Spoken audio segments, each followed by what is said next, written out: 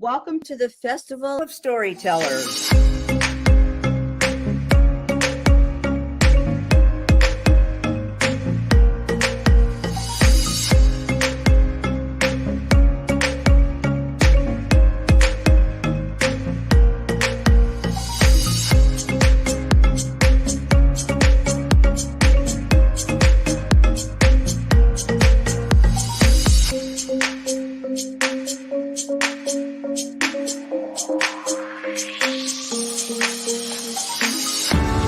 I can't tell you how excited I am to be on right now. It's been a couple of weeks of excitement, getting prepared, and I've done a lot of things in my life, but this has got to be close to the top. Thank you, and Reader's Magnet, and thank you, John, for putting this forth and taking the chance on us authors in presenting this out to the world. I've enjoyed this immensely, Joanne. Ellie, so have I. Thank you for who you are, and thank you, Reader's Magnet. You all are beautiful, and you've worked so very hard, and we are blessed. We are. I thank everybody that's involved with this process, because we know writers need readers and writers need publishers. We thank Reader's Magnet and everybody that's involved. I love Reader's Magnet. They say, we share your stories with the world.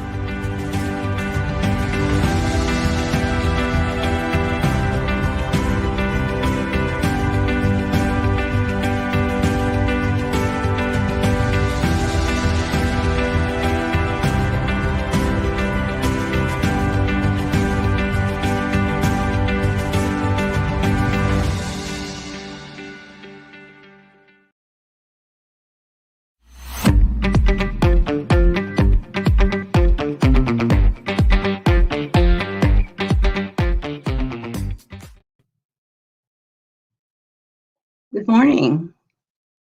This is Trini Rodriguez, Trinidad. And today I'm talking about the main, if you look at my book,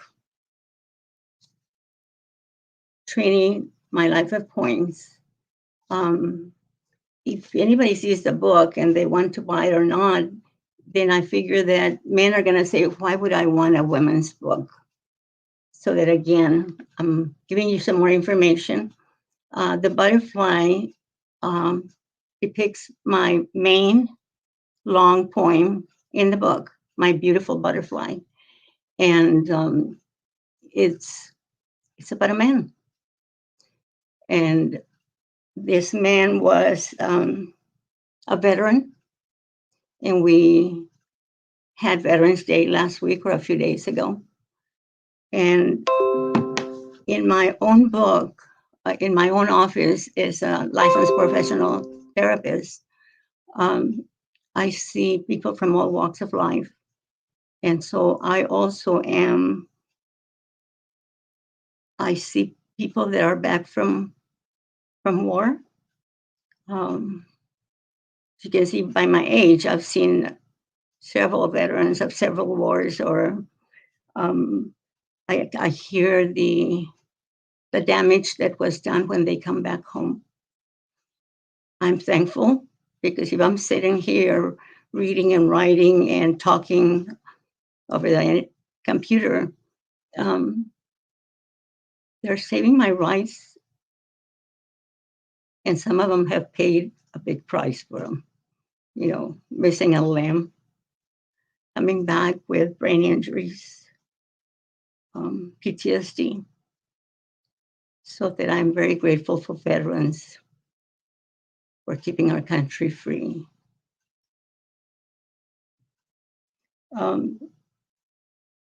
There's another side to PTSD and another side to my beautiful butterfly. As I go back and forth, because I still have my office, my radio station is always on TPR, the Texas Public Radio Station. And just yesterday, I heard another comment on the other side of the PTSD population, domestic violence. I am overloaded with children in domestic violence, wives in domestic violence, that they end up in therapy because of the things that are going on. The pandemic keeps people isolated. And so then what should have been reported or what should be what's happening stays hidden, and those people don't get help. So then I'm here for all kinds of problems, family stuff, but most of all, I'm using PTSD, post traumatic. Let's see, on camera, I even forget the letters.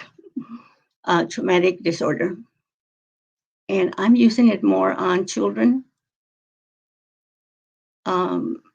because they witness, they see the experience, and they get hurt. So I've been working in my office a long time with children because of PTSD. So if I may use my beautiful butterfly. Some of those veterans came back, missing a limb, brain injuries. A lot of men came back, or a lot of women. Now I have to get used to at my age, we have men and women veterans. They came back, and you don't see anything of that. You don't see a missing limb. But at the same time, I used a phrase some time ago saying they never came back because mentally, emotionally, they're unavailable to their families. They lose their spouses, they lose their families. They've lost a life, but we still see them walking around. And that's one thing that I'm very much into. When I drive around town, I'm in San Marcos, Texas, and we have a lot of veterans. And I'm around town all the time so that I see the behaviors. And those are the people, the veterans that came back, but they never came back. Let me start off with my main point. See, when I'm in front of the camera, I even forget my points or the page number. Okay. Sorry. My beautiful butterfly. It's just so emotional because these people are struggling just to maintain on a daily basis.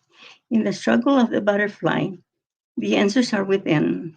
To be free, to see the sky, and yet the sky is part of the within. For within you, my butterfly, is the power to fly. To stand and watch is to feel your pain, to watch you struggle, to set yourself free. The cocoon is strong, the struggle is fierce. For the answers are not in the worm left behind. The worm is gone the moment you moved. For as you moved, your wings were set free, my beautiful butterfly. And the only way out of the cocoon is to move ahead into the unknown. The unknown could hold pain, but it could hold love and growth. For life is all that and much, much more. Again, getting those veterans, getting the people in domestic violence to look beyond, or almost like there is hope somewhere. There's God there, professionals. We can just, and it's hard. It's hard because they've gone within to protect themselves. For life is all that and much, much more. For once I was there in the same struggle you feel, not in a battlefield, but in a marriage you see, the same carnage and violence, the same pain that you feel, the same fear of the future, the same fear of the unknown. Take my hand and take my energy. Learn to trust me. I don't have all the answers, but I can see your beauty within. That's it. I'm overwhelmed with the pandemic on people that need attention right now. And I think also men are getting more used to or being introduced to counseling and therapy. You know, when we used to have that macho man, you know, I'm okay, I'll do okay. And now they're coming in more into the professional offices.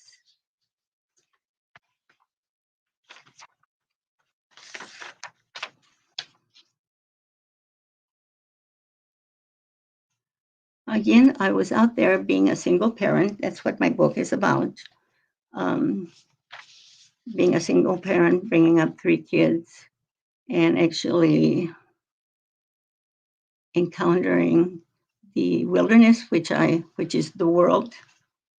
And again, nowadays I also see more men being single parents. And I think also there's so many grandparents or grandmother or grandfather.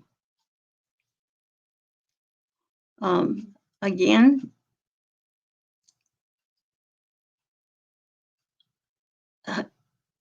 I guess the first thing that I put a Band-Aid for the first thing so that I can get to know what the background is and know which way to go.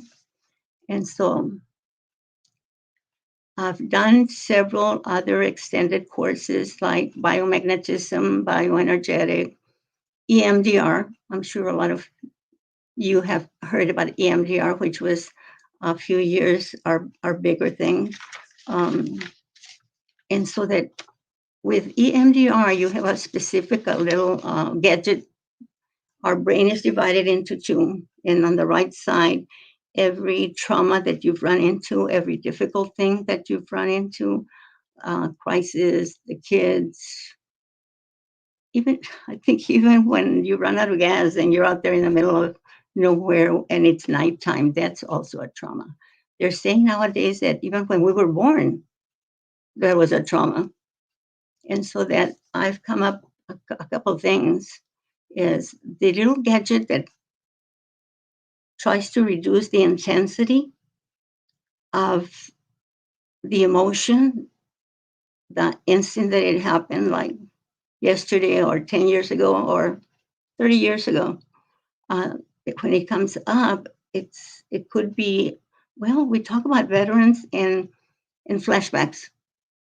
Well, now flashbacks are part with kids, women, veterans of all genders. And so one of the things that the gadget does is it alternates. So when you're at home and here comes all that emotion because you smelled the right smell or the wrong smell, or you saw a color that you saw that time that the trauma happened, you don't have the gadget.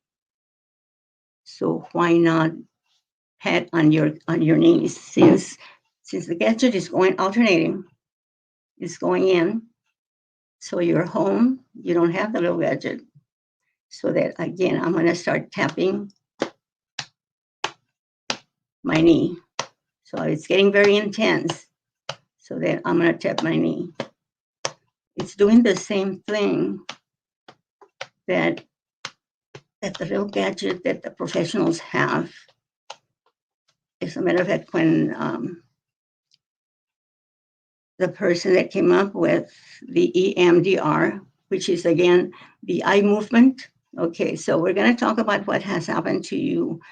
Follow my finger. So here we go, alternating. See, right side of the brain, left side of the brain, and then they came up with a gadget. Again, beep, beep, beep, beep. And those are the things that you can do for yourself at home when it gets to be that bad. That's one of the things that is good. The latest in dealing with trauma is we have the biggest nerve and we have great professionals out there that are writing programs and I'm going crazy, trying to listen to this program and that one because I want to learn as much as I can and help my population that I work with in San Marcos. So that again, I can go. And right in the middle of us, right here, there's like this bone going across. But if you go with your right hand, if you go to the left, your heart is there. And if you tap, and there's another one that's called tapping, it's an old one. And as you tap around your heart, there's going to be like a very sensitive spot. It's almost like you become glad. You don't even know why, because a minute ago I was just, suffering and feeling bad. But there's a little sensitive spot there. So that, again, find the sensitive spot. Again, it's called tapping. And then what I learned from, again, I'm on a blog with Peru and Madrid and South and Central America, and they have the most marvelous things going on. So that, again, our body, there's a book, and it's called Your Body Keeps the Score. So any trauma, any difficult moments that you've had, it's somewhere in your body. So again, because right here, there's a vagus nerve coming from top to bottom. So we can draw from there, do the tapping next to the heart. Now, the people from South and, Central America, then they go ahead and hit the left hand. And your belly button, your umbilical, I'm very much bilingual, also runs to all parts. It connects all parts of your body. So let's do the heart one. And then with my left, I'm tapping actually my belly button. And I'm very uncoordinated. So sometimes I'll do just the heart, then stop, and then I alternate with my belly button. And then I'm going to do the breathing with it. So you're actually like soothing yourself. And it calms you down. I mean, I'm telling you that when you hit the little sensitive spot, you just totally, what am I glad about? I was, having a hard time 2 minutes ago. But it's parts of your body that you can use, even the hugging. And then in there, you're looking at the upper part of you. So then I'm hugging. I'm getting my 5 hugs a day. And then you do the breathing.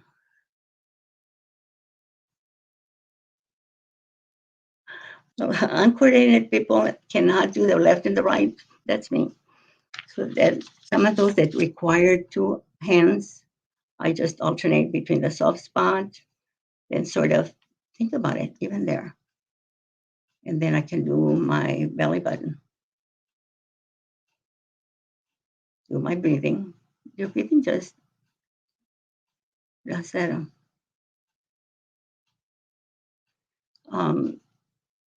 I've gone into the biomagnetism also, and they're also coming up with so many big things, other things that we can do for our traumas. So the points that ended up being this book, are actually my way of 20, 30 years of raising my kids. And so after a long day, how did we end up in emergency?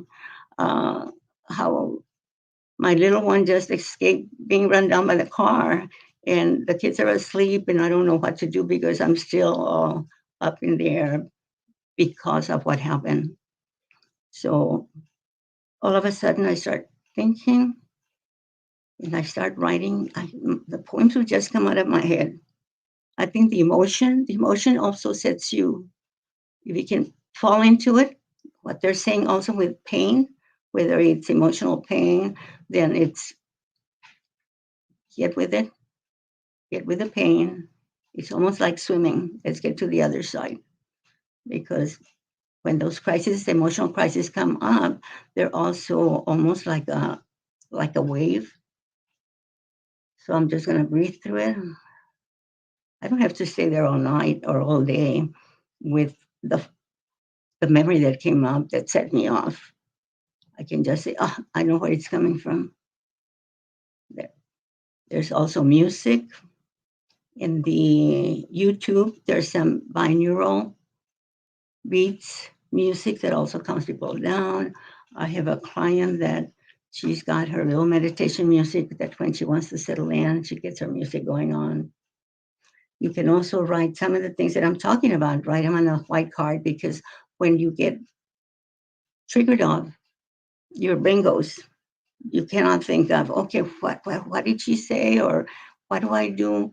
Write them on there. You want to get better, get you those little index cards or plain white paper. Write down actually the what do you want to get? I want to be happy. Well, put down happy. Put it around your bedroom. Great, beautiful, wonderful. And you don't have to go read everything there. When you're getting all ready, wherever you're going, when you start getting ready, then your brain is reading everything. It's reading everything, and it'll give you what you think about it. You know, I have to talk about my third book coming up. The stories are ready, and it's all about God, and it's tentative. The name of it is His Grace Through Time and Space. It has stories where God, I guess, called me, and I don't want to go. I'm still having a great time. Then I have this stranger. I was in El Paso, and here comes this man that actually is the director of the library, or at that time. And he said, you don't know me, and I don't know you, but it's time to get back to school. And sure enough, I didn't know him. But that got me back to start college at 32, 33, and to writing the book. And I always say, I've got several licenses. I don't know how I got them. I mean, God got all that for, I guess, for my office. He runs the office. But anyway, those are some of the things you can do. The other one that I thought of was behind your left ear. Again, your biggest nerve runs through the middle of your body. Get some rose fragrance. And if it's oil, you need to water it down or reduce it some so it's not too strong. And right behind the lobe, again, the fragrance goes in, the nose picks it up, and it goes straight to your brain. And again, it just calms you down. You don't have to be at the office all day. I try not to keep my clients forever, though I guess they wish they could stay here forever. But again, I teach coping skills, and then they're off to the world, and then they get to a situation that I don't know that one, so they'll call me. We go over another coping skill, and that's how I've got clients coming back after 30 years, or after I've been here 30 years. After 10 years, Trini, you cannot retire because you have all my history. I don't want to start saying it again. So this is Trini, my life of poems. And the third book is going to be, the second book is Trini, my life of poems, translated into Spanish. And Saturday, when I come up again at 11 o'clock in the morning, I'm going to do my talk in Spanish. And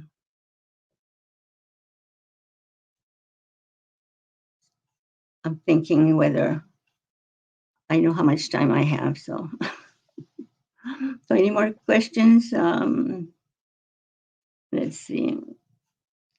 With the pandemic,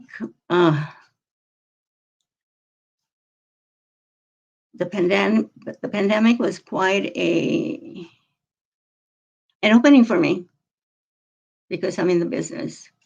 I was not tending to other people. So I'm stuck at home with no electricity. And all of a sudden, those hard pictures of 40 years ago, 50 years ago, started coming out. And I thought, gosh, I'm going crazy. So again, tapping. It's using my own things that I teach other people to do. I'd rather teach them. I'm doing biomagnetism. There goes two of my magnets. Okay, if you're feeling that way, just put your magnet here and here. I even use it for medical stuff. When I get up feeling kind of congested, I put a positive magnet on the back and a negative net. Well, the negative in the front and the positive in the back. So I'm using biomagnetism that I've studied for the last 4 years with Dr. Goitz and his family from Mexico, and that is super good also. And so I use it also. But the pandemic was an eye opener because everything that I had ever, our our brain is so marvelous. It works for us. So when something terrible, horrible is happening to you, you're not there. Your brain just goes.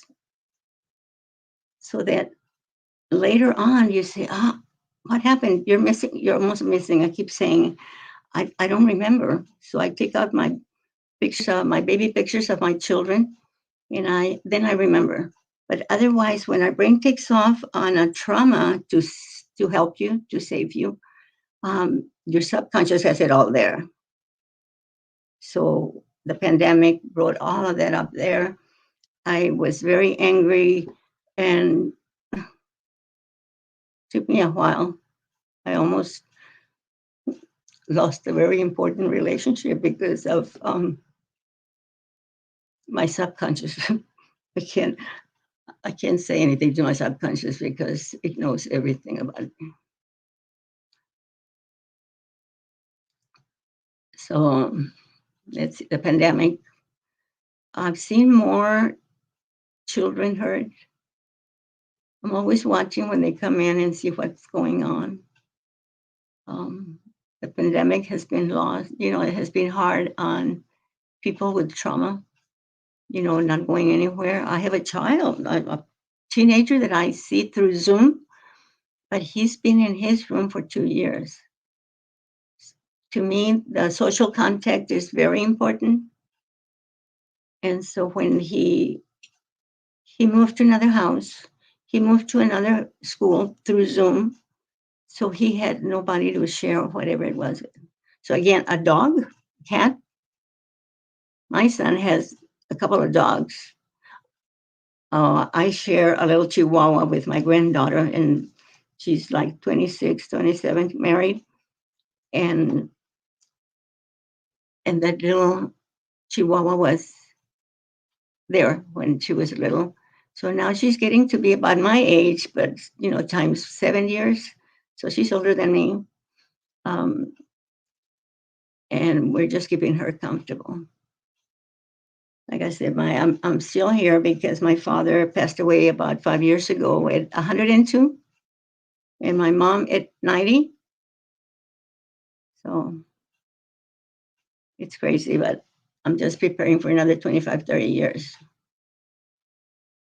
Again, the world's turned really upside down.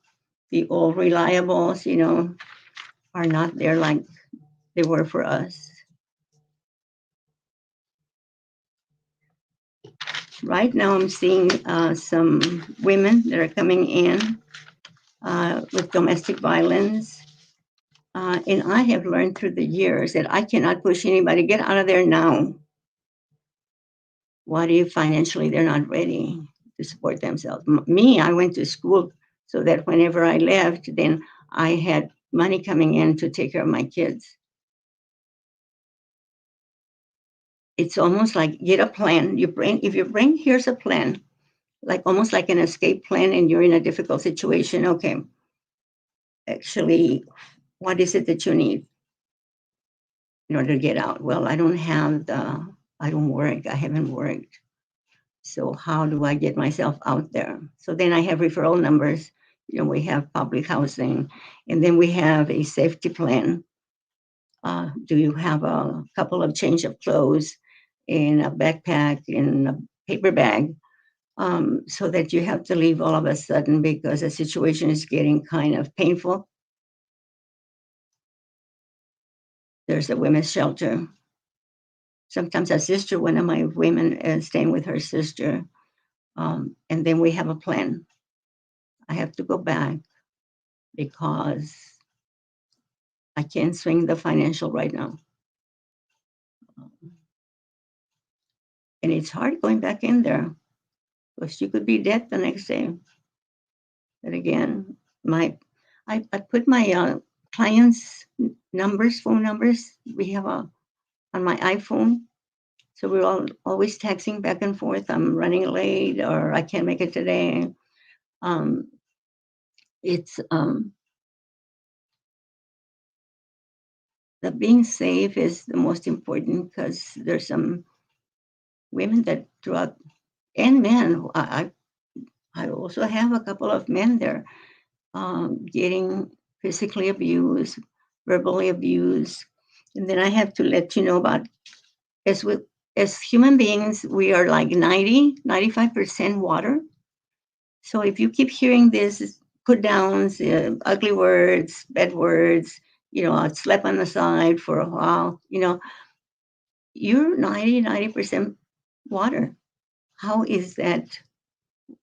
How are your cells? Because in the study, then they treated the water badly, and then they put it under a microscope, and all the little cells were broken. It wasn't good water. And then they did the opposite. They got water and they put music to it, sweet words, the whole thing. They put the water under a microscope. Perfect cells. Again, get a plan. You don't want to die as you're leaving or get hurt worse. Little kids, the PTSD comes from little kids that are in a domestic violence, in a situation, and they hear everything and they know everything. So what are we teaching our little boys or our little girls? Their home is their world. That's how they learn how to live. And so if you come from a domestic violence situation, do you know your role in it? So, like I told my principal years ago, doing my internship for being a teacher, I'm going to write a book about machismo. And then he said, Trini, you cannot write a book about machismo until you learn the positive side to machismo. I had picked up just the negative part. And now as I was doing like anger management for the courts here in San Marcos. I mean, those men they're coming in because of some violence and the police coming in on it. And they already, I see the other part, they're responsible, they're dependable. So you've got both sides of it. I don't think I want to write a book on that because my stories just come. I cry through every story, or I laugh through every story, whatever it is that I'm doing at the moment. I was sharing yesterday or Sunday that I went to the Hispanic chamber was doing some Mexican or Hispanic man poets, and they had great poems. And then one said, okay, give me a word. I'll write you a poem in a second on whatever word you give me. I said, I'm not a poet then, because my poems already come only when I'm very sad, angry. So my scary point with using my emotions to write, our emotions come through our first primary language. I used to teach ESL also. So it's just amazing. My in the middle of the night, the kids are asleep. It's 1 or 2 in the morning. I'm trying to process something that happened today. And here comes a Spanish poem. And it's so angry. And it's so emotional. It got to the point where I thought I was being possessed by the devil because the Spanish poems in my primary language, where my emotions come out, scare the daylights out of me. So, and Saturday, I will do my talk in Spanish if anybody's interested in that one.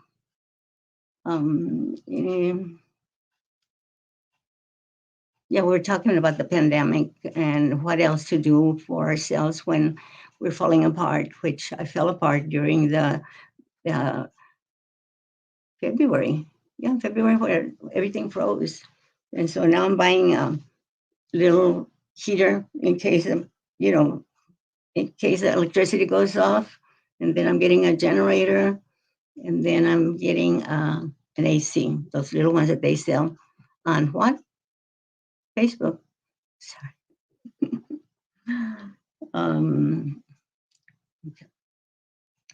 I'm just reading my instructions from my beautiful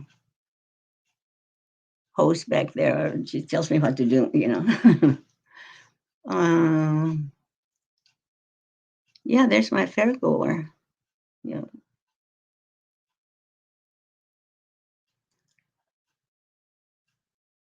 Any questions?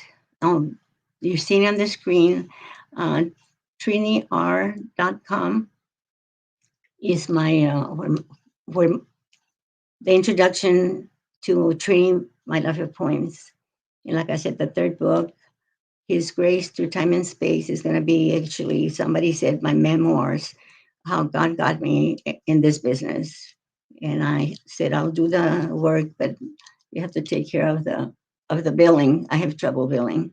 If I know somebody and how hard they're working to come up with money and they have no insurance, I might be doing 90% pro bono. But at my age, I'm being taken care of by my government. I love to hear this kind of messages early in the morning. This makes my day. Let me tell you one last, or maybe last. They're giving me what time I have. I have a woman that couldn't have any kids, and she adopted 3 kids that were born from an alcoholic mother. So they had all kinds of problems. They were here with me since they were adopted. So I knew the 3 kids and I worked with them in a couple of years. Then all of a sudden she gets pregnant and she has a 3rd child, a 4th child, her own. And so here comes the pandemic and I never got to watch that little one grow. And so now he came in like at 3 and a half. And I look at him and I said, I miss him growing up because I've been with the family for so long. So he's come in a few times and then his mom sends me a story. This is a story. She's going to go pick up the kids at school and he doesn't like it. We're going to go pick up the kids. Mom, forget the kids. Let's go back to Trini. So I start off with 2.5 little kids. And then this May, I had 4 of my pre-K kids that graduated from high school. So it's hard to let them go. And I'm not even the mother. Let's see. I am looking at my clock. Maybe 1 more minute. And I'm looking at my instructions from the back.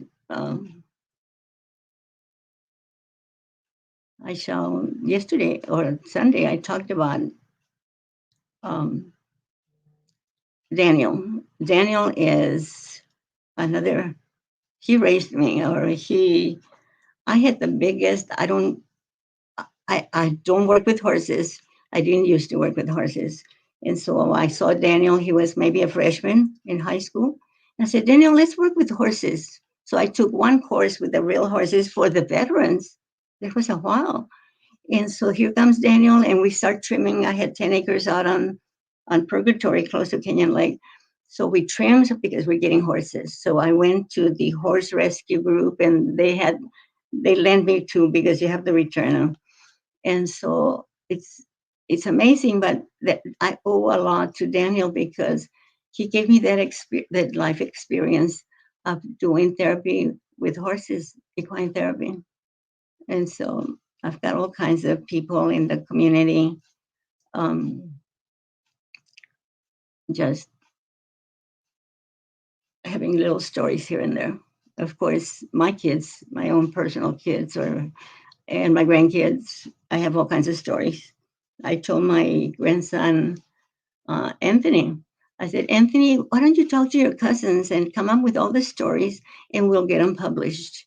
And he just gave me that sweet smile of his. So it's just amazing smiles coming from. It's been a good life. And this book coming up is going to have lots of my God bringing me up and telling me, you are doing the work. And here's school, go back to school. And that's where I'm at. So then if anybody wants to hear me in Spanish, I'm coming up again on Thursday at 11 Central Time. And then I think I'll get another of my poems and wrap the talk around that. But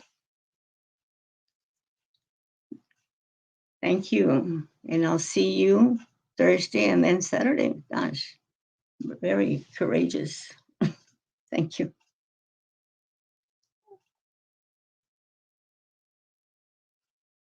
I guess not.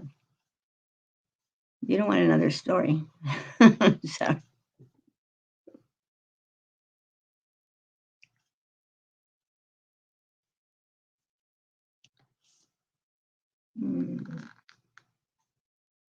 So I'll see you next time.